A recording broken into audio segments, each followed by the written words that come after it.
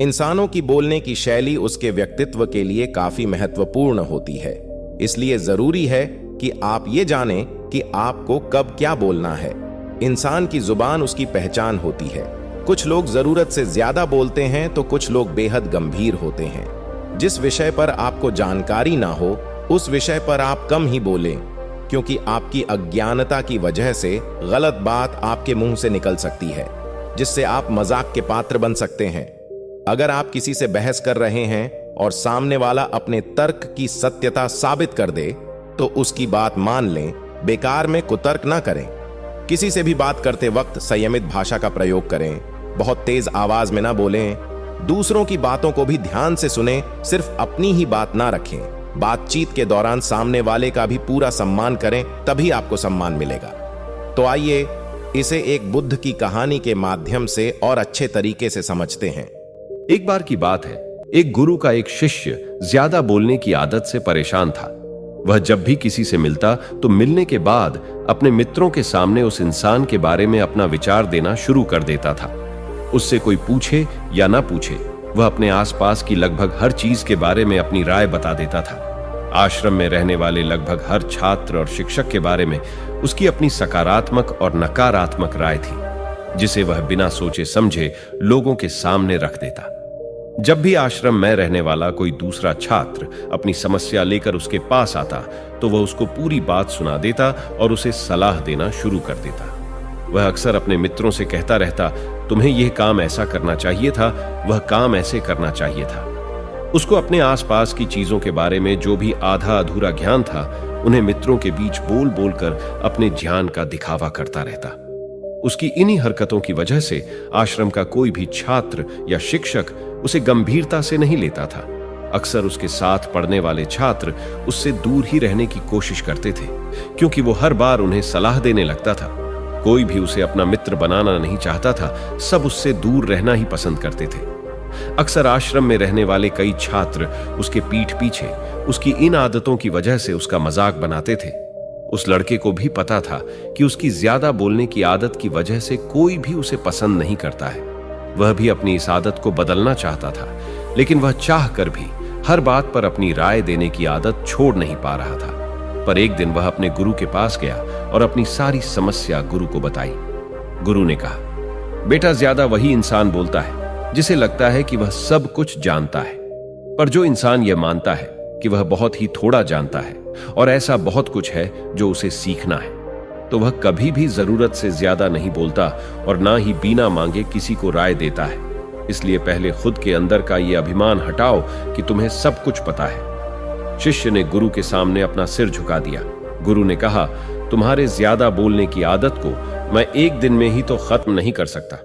यह आदत तुम्हें खुद ही अपने अंदर धीरे धीरे कम करनी होगी, लेकिन तुम्हें यह जरूर बता सकता हूं कि किन मौकों पर तुम्हें शांत रहना चाहिए, ताकि तुम खुद को दुखी होने से और किसी बड़ी मुसीबत में पड़ने से बच सको। शिष्य गुरु की बातों से सहमति दिखाते हुए अपना सिर हां में हिला दिया। गुरु ने कहा, बेटे, इन 5 मौकों पर हर इंसान को अपना मुंह बंद रखना चाहिए।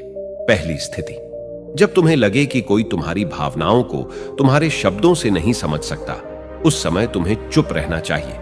अक्सर हम लोगों को अपने दुख और परेशानियां बताना शुरू कर देते हैं, जबकि हमारे आसपास रहने वाले ज्यादातर लोगों को इससे कोई मतलब नहीं कि हमारे जीवन में क्या गुजर रहा है। हर इंसान को केवल खुद से मतलब होता है। वह केवल खुद के बारे में बात करना चाहते हैं। वह केवल खुद की तारीफ सुनना चाहता है। उन्हें हमारे जीवन की परेशानियों से कोई मतलब नहीं और ना ही वह सुनना चाहते हैं। हो सकता है 1 या 2 बार वह तुम्हारी दुख भरी कहानी सुन भी ले, लेकिन उसके बाद तुमसे दूर भागना शुरू कर देंगे, क्योंकि कोई भी किसी दुखी और असहाय इंसान के साथ रहना पसंद नहीं करता। इसलिए कभी भी अपने कुछ करीबी मित्रों और परिवार वालों को छोड़कर किसी ऐसे इंसान को अपनी परेशानी ना बताएं जो तुम्हारी बातों को समझने के बजाय उनका मजाक बनाए या तुम्हारी मजबूरी का फायदा उठाए। दूसरी स्थिति, जब तुम्हें यह ना पता हो कि किसी विशेष मौके पर क्या बोलना है या किसी विशेष घटना के बारे में आधा अधूरा ही ज्ञान हो, तो ऐसे मौके पर तुम्हें चुप ही रहना चाहिए। ऐसा इंसान जो आधा अधूरा ज्ञान होने के बाद भी उस विषय में बात करता है, वह अक्सर ही मजाक का पात्र बनता है। और कोई भी ऐसे इंसान को कभी गंभीरता से नहीं लेता। अपनी बात प्रभावशाली तरीके से वही इंसान रख सकता है जिसे उस घटना या विषय के बारे में गहराई से जानकारी है। इसलिए कभी भी आधी अधूरी और इधर उधर से मिलने वाली जानकारी के आधार पर लोगों से अपनी बात मनवाने की कोशिश न करो। हालांकि दोस्तों, प्रभावशाली बातचीत करना और एक ऐसा इंसान बनना जिससे हर कोई बात करना चाहे, जिससे हर कोई सुनना चाहे, यह भी एक कला है जिसे हर इंसान सीख सकता है। आप भी सीख सकते हैं। तीसरी स्थिति, गुरु ने कहा, जब कोई इंसान तुम्हारे सामने किसी तीसरे इंसान की बुराई कर रहा हो, तब ऐसी परिस्थिति में तुम्हें चुप रहना चाहिए। तुम्हें कभी भी ऐसी नकारात्मक बातचीत का हिस्सा नहीं बनना चाहिए, क्योंकि आज जो इंसान तुम्हारे सामने किसी तीसरे इंसान की बुराई कर रहा हो, वही कल किसी और के सामने तुम्हारी भी बुराई करेगा। और इस बात की ज्यादा संभावना है कि आज तुमने अगर उसके हां में हां मिलाने के लिए तीसरे इंसान की जो बुराई की है, कल रिश्ते ठीक होने पर वो तीसरे इंसान से कहेगा कि तुमने उसके बारे में क्या क्या कहा था। तब आपकी क्या ही इज्जत रह जाएगी, जरा विचार करो। इसलिए जब भी कभी कोई किसी तीसरे इंसान की बुराई करे या उसके गलत समय का मजाक उड़ाए, तो तुम्हें बस उसकी बातें सुन लेनी है। आपको अपनी कोई भी राय वहां नहीं रखनी है। चौथी स्थिति, जब कोई तुम्हारे ऊपर गुस्सा करे और तुम्हें अपमानित करने की कोशिश करे, तब ऐसी परिस्थिति में तुम चुप रहकर सामने वाले के गुस्से को कम कर सकते हो और स्थिति को बिगड़ने से बचा सकते हो, क्योंकि क्रोध एक ऐसी मानसिक स्थिति है जो बुद्धि को हर लेती है। इस स्थिति में मनुष्य सोच विचार कर नहीं बोल पाता, जिस वजह से अभद्र अपशब्द वचन ही मुंह से निकलते हैं। जब तुम सामने वाले के क्रोध का जवाब क्रोध से ना देकर उस समय चुप रह जाते हो, तब यह बात उस क्रोध करने वाले इंसान के दिल में लगती है और गुस्सा कम होने पर उसे अपनी गलती पर पछतावा होता है। लेकिन तुम्हारा हर परिस्थिति में चुप रहना भी ठीक नहीं है। अगर कोई गलत कर रहा हो तो तुम्हें उसका जवाब भी देना है। हर बार तुम्हारा मौन रहना सामने वाले की गलत हरकतों व उद्दंडताओं को बढ़ावा देने जैसा होगा। लेकिन कुछ लोग ऐसे होते हैं जिन्हें हमारा चुप रहना हमारी कमजोरी प्रतीत होती है। गुस्से के दौरान चुप रहने का यह तरीका केवल परिवार, सगे संबंधी और कुछ निकट मित्रों के लिए सही है, ना कि हर इंसान के लिए। अगर तुम हर जगह चुप रहने लग गए तो इसका गलत फायदा भी उठाया जा सकता है। पांचवी स्थिति, जब कोई इंसान अपने जीवन की किसी दुख भरी घटना या परेशानियों से गुजर रहा हो, तो तुम्हें चुप रहकर सिर्फ उसकी बातों को सुनना है। लेकिन ज्यादातर लोग ऐसे होते हैं कि किसी ने उनके सामने अपनी समस्या सुनाई नहीं कि उन्होंने समाधान देना शुरू कर दिया।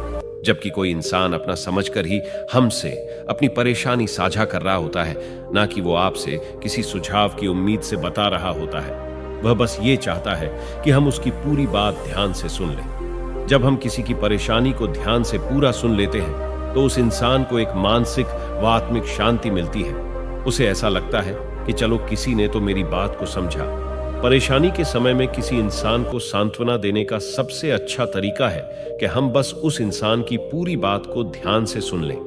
जब हम लोगों की बातों को बिना उन्हें बीच में रोके और बिना किसी सलाह दिए पूरे ध्यान से सुनते हैं, तो उनकी नजरों में हमारे लिए सम्मान और स्नेह का भाव पैदा हो जाता है। इसलिए जब कोई अपनी परेशानी आपसे बताए, तो बस उसकी बातों को ध्यान से सुन लेना, और जब तक वह तुमसे सलाह ना मांगे तो उन्हें किसी भी प्रकार की सलाह नहीं देनी है। गुरु ने कहा, मेरी एक बात हमेशा याद रखना, जब तुम कम बोलते हो तो लोग तुम्हारी तरफ ज्यादा आकर्षित होते हैं कि तुम क्या हो और तुम क्या सोचते हो। शिष्य ने हां में सिर हिलाया। शिष्य अब गुरु की बातों को समझ चुका था कि किन किन परिस्थितियों में शांत रहना है। दोस्तों, अगर आपको यह कहानी पसंद आई हो तो इसे लाइक जरूर कर देना।